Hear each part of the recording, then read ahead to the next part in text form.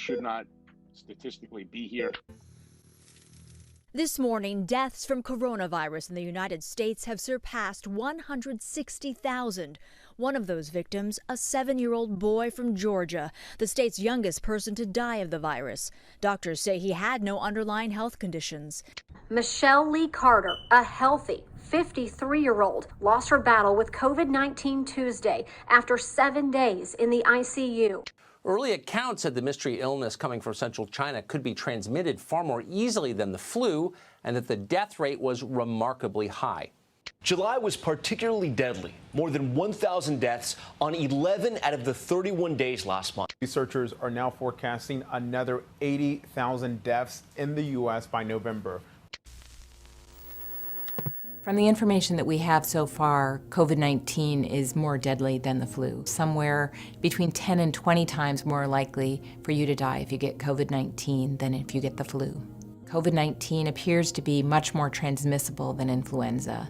It transmits more easily from person to person than what we see with the flu that we see every year. We need to take some special precautions to make sure that people don't pass it easily from one person to the next. If anyone is thinking of taking any chances, just take a look at me.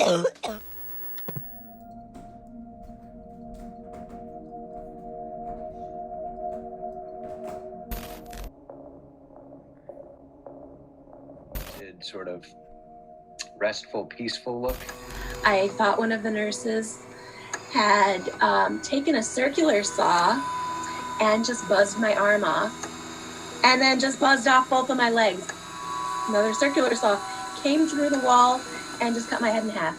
I was positive they were trying to kill me. When in fact, their brain is on fire. Their brain, globally, what's happening, the cells aren't working right. They're not getting enough oxygen. So you just wake up in a medication-induced haze.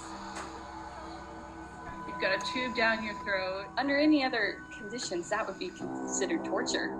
These two women pulled my arms down while they shoved a tube up my nose, and I was flailing. Patients would have these vivid nightmare-like experiences of people torturing them and kidnapping them, blood dripping down the walls.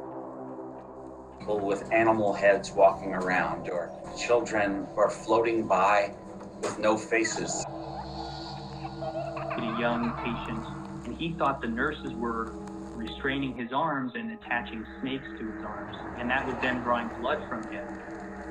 We've had patients who are taken from the unit to get an MRI. They're convinced that they're being moved into an oven. Emotionally, you're by yourself without my support system. You're in your head. You're almost dying. Delirium seems to be one of the biggest risk factors. Half of the folks end up being unemployed if they were working previously, have the inability to run their finances, and that's pretty devastating. You're having this tightness in the chest. Started on Monday, and you were just sitting down when it started? What I had in the hospital was my right hand primarily was shaking. To the point where I said, I think I developed Parkinson's. I had a tremendous amount of muscle atrophy. I remember coming home from the hospital. My driveway to my front door was maybe, 25, 30 feet. I couldn't make it. I had to stop, get a seat, and continue. I'm here talking to you, so be careful, wear a mask, protect yourself, protect your kids, protect your family.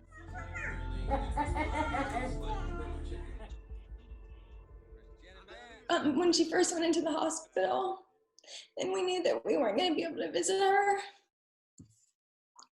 it just really gave everyone a sense of hopelessness and helplessness, that we wouldn't have anything that we could do, even if we wanted to hold her hand or to be with her. We even kind of thought maybe she was going to come around, watching her there, but she said she's gone.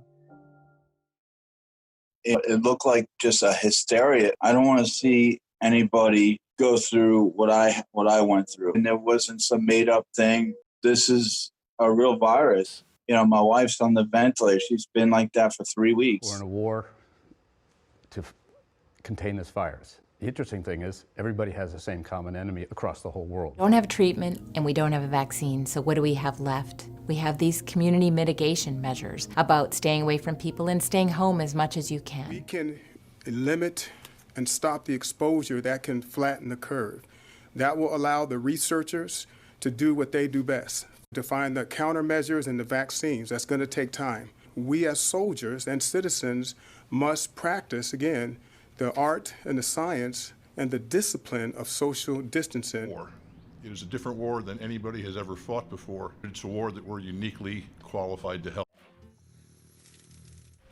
Our lives will come back, but we need to do it in a measured way, slowly and carefully.